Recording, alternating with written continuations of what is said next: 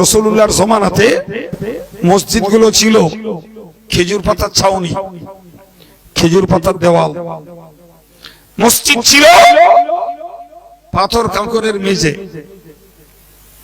ভাই তাহলে বলতে পারা যায় মসজিদগুলো এক পর্যায়ের কাঁচা মসজিদ, কিন্তু সেই মসজিদগুলো হচ্ছে যারা নামাজ পড়েছে সেই মুসল্লিগুলো ছিল পাকা। ঠিক কিনা বলে? কথা বলে কেতনা পাকা, তারা ইসলামের জন্য জীবন দিতে প্রস্তুত।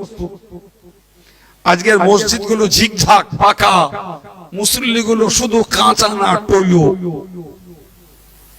কথা বলে জি, মসজিদ বানাবার আগে নিজের ভিতরের মনের মসজিদটাকে আগে সোজা করতে হবে।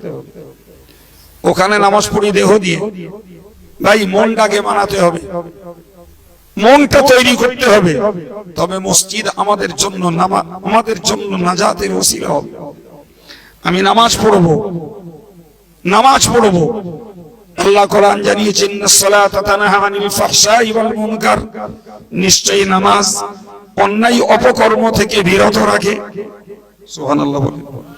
আমি নামাজ পড়বো, সুদ খাওয়া বাদ দেব না, নামাজ পড়বো, মিথ্যা কথা বদনামি প্রতারণা ধোঁকাবাজি বাদ দেব না, নামাজ পড়বো, গালিগালাজ করব, নামাজ পড়বো, হক নষ্ট করা বন্ধ করব না, নামাজ পড়বো, আমি মোবাইলের অপব্যবহার বন্ধ করব না, আমি নামাজ পড়বো, বেপরদায় ঘোরা বন্ধ করব না, আমি কোরআন পড়বো অথচ মেলায় যাওয়া বন্ধ করব না, আমি নামাজ পড়বো, জিকির করব, গাল দেওয়া বন্ধ করব না, আমি নামাজ পড়বো, হিংসা বন্ধ করব না, আমি নামাজ পড়বো, শত্রুতা বন্ধ করব না, আমি নামাজ পড়বো অথচ অহংকার ছাড়তে পারবো না।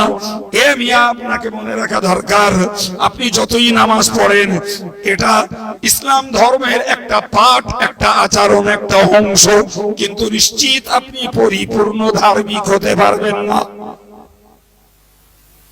পরিপূর্ণ ধার্মিক যদি হতে হয়, দেহ আমার নামাজ পড়ুক, মন আমার আল্লাহর জন্য তৈরি হোক, আল্লাহর জন্য তৈরি হোক আমার অন্তর।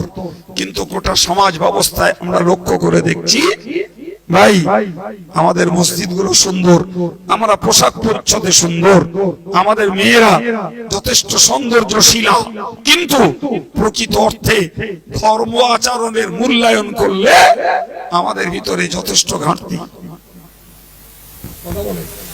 তার মানে আমরা মসজিদ সুন্দর বানিয়েছি, মনটারে সুন্দর বানাতে পারিনি। কথা বলেন, কথা বলেন। থাকতে পারে সাধারণ মানুষ, থাকতে পারে তাতে আমার মতো হুজুর সাহেব, থাকতে পারে জি পীর শ্রেণীর কেউ, হতে পারে পীরজাদার শ্রেণীর কেউ। ভাই সব গ্রুপের ভিতরে আমরা কিছু মানুষ আছি যারা বাইরে ধার্মিক সেজেছি, বাইরে হুজুর সেজেছি, বাইরে আলেম সেজেছি, আমরা বাহ্যিক ভাবে মসজিদ মাদ্রাসাগুলোকে সৌন্দর্যমণ্ডিত করতে পেরেছি জি, কিন্তু আমাদের মনটাকে আমরা সবাই সুন্দর করতে পারিনি। মনটাকে যদি সুন্দর করতে পারি, বিশ্বাস করুন মাটির ঘরে নামাজ পড়েও আল্লাহর প্রেম লাভ করা যাবে। আর মন যদি সুন্দর না করতে পারি, বিশ্বাস করুন পদ্মপুকুরের পাথর বসানো মসজিদ কেন, আপনি চলে যাবেন ঢাকার বাইতুল মোকাররমে, চলে যাবেন দিল্লির নাখোদা মসজিদে, আপনি চলে যাবেন কলকাতার নাখোদা মসজিদে, দিল্লির শাহী মসজিদে, চলে যাবেন ইংল্যান্ডের মসজিদে, চলে যাবেন আপনি খোদ কাবা শরীফে, নিশ্চিত আপনি আল্লাহ প্রেম লাভ করতে পারবেন। কাবায় গিয়ে মানুষ সোজা হয় না, হজ কাবায় যেয়ে হয় না, হজ এখান থেকে করে তাই জাতি হয়। কিছু বুঝতে পারেননি?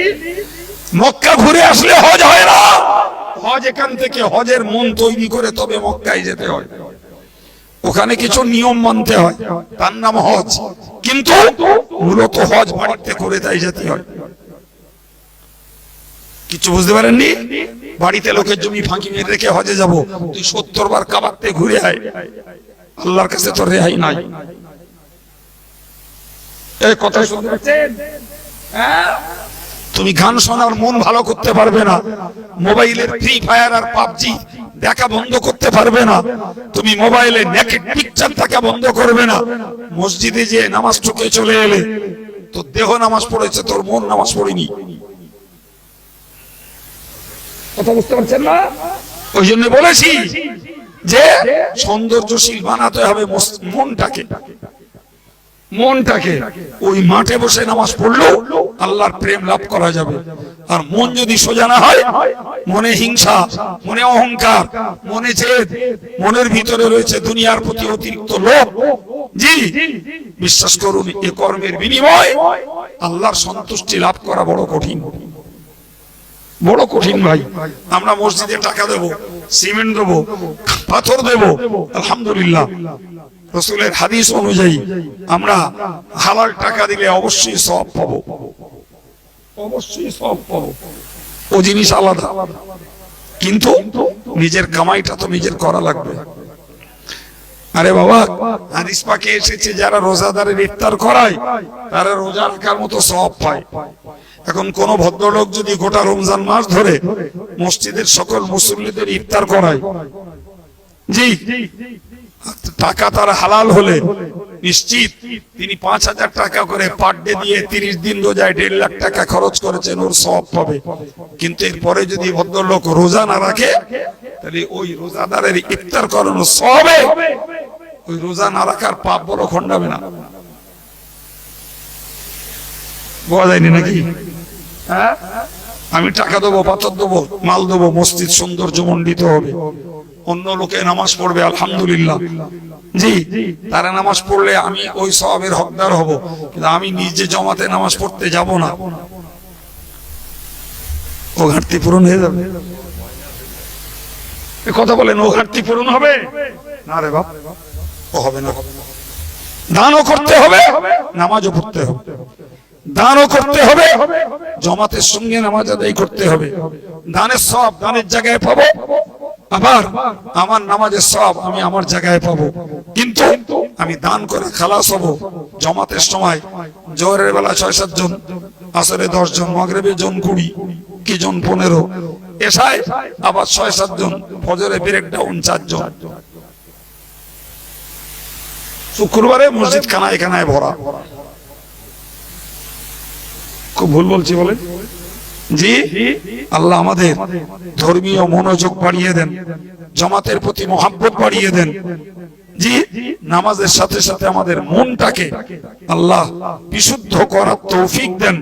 আমরা হিংসা মুক্ত, অহংকার মুক্ত, জেদ মুক্ত, নবীর সুন্নতের সুন্নতের প্রেম ভালোবাসা, আল্লাহ পাকের প্রেম ভালোবাসার একটা মন আমরা তৈরি করার চেষ্টা করি বাবা। যেমন ভাইরা তেমন মায়েরা, আমরা যদি চেষ্টা করি, বিশ্বাস করুন ভাইরা মসজিদে যেয়ে করবে, আমার মায়েরা ঘরে বসে বসে আল্লাহ জিকির ফিকির তাসবিহ তেলাওয়াত করে করে নিজের মনটাকে হিংসা মুক্ত করবে, নিজের মনটাকে গালি মুক্ত করবে, নিজের মনটাকে পর্দা যুক্ত করবে, নিজের মনটাকে ভাই বিনয়ী নম্রতার মন বানাবে। সুবহানাল্লাহ। তবে তো হওয়া যাবে একটি সুন্দর মনের মানুষ। আল্লাহ আমাদের বোঝার তৌফিক দেন, বলুন আমিন। সম্মানিত ভাইরা আমার, শুকরিয়া আল্লাহর আদায় করছি যে ভাই যে লোকগুলো বসে শুনেছেন, তবে আমি যখন এসেছিলাম তখন এর থেকে লোক বেশি ছিল, জি তবে আমি খুব সব দেখছিলাম কতটা লোক ছিল ভাই। প্রথমত সন্ধ্যার দিকে লোক একটু বেশি হয়, আর মাঝখানে একটু কমে, তবে তাবাররুক হুজুর এলি আবার একটু বাড়ে। কেন? অনেকে আছে রোজা না রাখলেও ইফতার করা বাদ দেয় না, ওয়াজ না হয় না শোনে, তাই বলে তাবাররুক বাদ দেয়, তখন আবার একটু বাড়ে। এক আর 2 নম্বর, রসালো কথা বললি অনেকে শোনে, কিন্তু ঘাড়ে যখন বোঝা যাবে তখন শরীরই টানে না, খসে যায়। 33 বছর হজ করে একান্ত জ্ঞান আমার ভারী হয়ে এলেন, ইউসুফ জলাইকে বলো শুনে উড়িয়ে দেবেন, জি কিছু করতে হবে না, শুধু কানে শুনলেই মজা। কিন্তু কাইম সাহেব যা বলেছে এতে তো ঘানি আছে, এতে কারোর বোঝা চেপেছে, কারোর অপারেশন হয়েছে, কারোর দেহ জ্বলিয়ে উঠেছে, ঠিক কিনা? সুতরাং এ বুঝতে এ শুনতে একটু কষ্ট হয়, কিন্তু যদি মনে হয় এই খরচের শোধ তুলবো, জি আব্দুল মতিন সাহেব কি বলেছেন, তার আগে কে ছিলেন কি বলেছেন আমি জানি না, তবে আমি যেটুকু বলেছি সেটুকু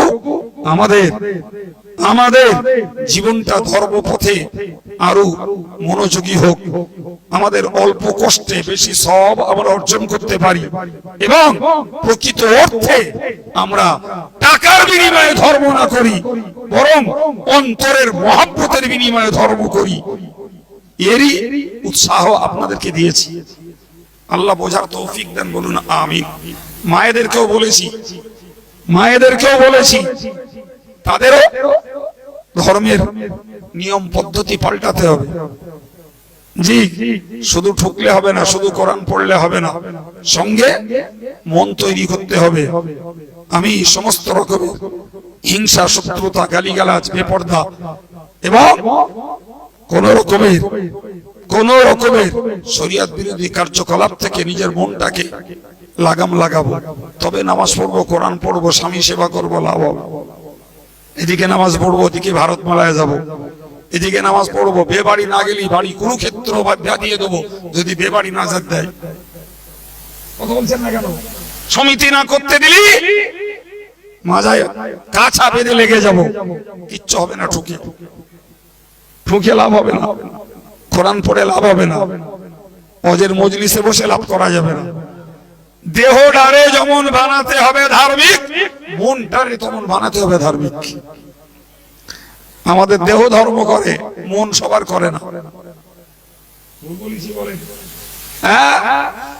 ভুল বলিনি ভাই। আল্লাহ আমাদের সকলকে ভিতর বাহিরে ধার্মিক হওয়ার তৌফিক দেন, বলুন আমিন। সম্মানিত ভাইরা, মতিন সাহেব কালেকশন করছিলেন মসজিদের জন্য। আজকের মসজিদ কমিটি যারা, পদ্মপুকুরের বর্তমান প্রজন্ম যারা, এরা আজকের মসজিদটাকে সুন্দর করে রেখে যাবে। পরবর্তী প্রজন্ম আসবে, তারা এই মসজিদে নামাজ আদায় করবে। আর পূর্বে যারা দান করে গেলেন তারা কবরে শুয়ে শুয়ে কমিশন পাবে না? পাবে না? একদম একদম। মেয়েরা দান করবে, মসজিদে নামাজ পড়তে যাবে না, পুরুষরা নামাজ পড়বে, মেয়েরা বাড়ি বসে সওয়াবের কমিশন নেবে। একটা লোক দান করে মরে যাবে, 50 বছর ধরে মসজিদটায় নামাজ চলবে, যত লোক নামাজ পড়বে এদের সওয়াব ওই মুর্দা কবরে শুয়ে শুয়ে পাবে। সুবহানাল্লাহ বলবেন না? জি। সুতরাং দান মানে শুধু তাৎক্ষণিক কিছু সওয়াব নয়। ইসলামের এই জাতীয় কাজগুলোর দানকে বলা হয় সাদকায়ে জারিয়া। তার মানে এমন দান যার উপকারিতা চালু আছে। সুবহানাল্লাহ। আর একটু জোরে বলেন। উপকারিতা চালু আছে, ধারাবাহিক উপকারিতা ভোগ করবে। কেউ মসজিদ বানিয়ে দেবে, কেউ একটা কল বসিয়ে দেবে, কেউ একটা মাদ্রাসা বানিয়ে দেবে, কেউ একটা পুকুর কেটে দেবে, কেউ রাস্তার ধারে একটা পুরতলায় বিশ্রামাগার বানিয়ে দেবে, কেউ হাদিস কোরআনের কিতাব কিনে দেবে তালেবুল ইলমদেরকে পড়ার জন্য। এসব সওয়াব কবরে শুয়ে শুয়ে মিলতে থাকবে। সুবহানাল্লাহ। এর মধ্যকার একটি উন্নত সওয়াব পাওয়ার মাধ্যম হলো মসজিদের দান।